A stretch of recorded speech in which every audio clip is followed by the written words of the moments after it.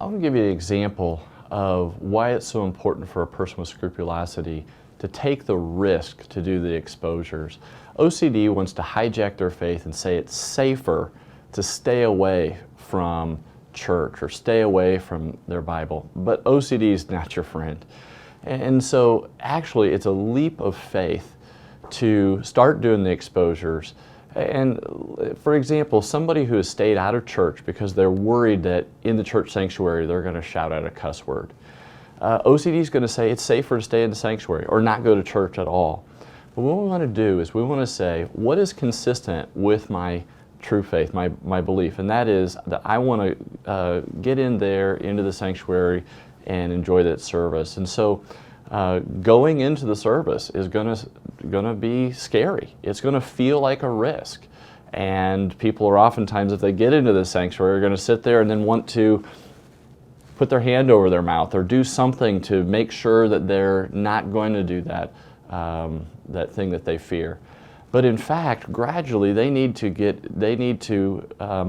not only get into the sanctuary, they need to go into the sanctuary, sing, and participate, experiencing that fear that they're going to say something bad. And in fact, it's going to feel rotten for a little while. But the other part is, it's going to feel really good that they're actually doing something that fits with who they are as a person and fits with their religious beliefs. And the more that they do that, the more that they beat the OCD, the better that they will feel about doing more exposures and in fact feel better about their faith.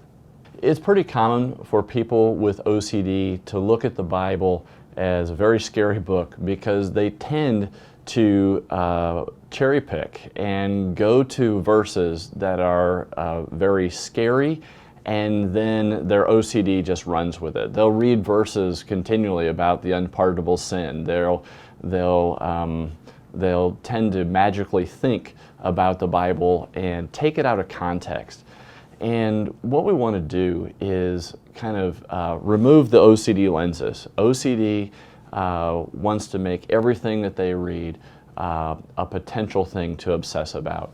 And in fact, again, it's very much like prayer. We can either do it in a ritualized way that's very catastrophic and oh no, or we can do it in a manner that's consistent with the belief and practice that they want, and that is to read.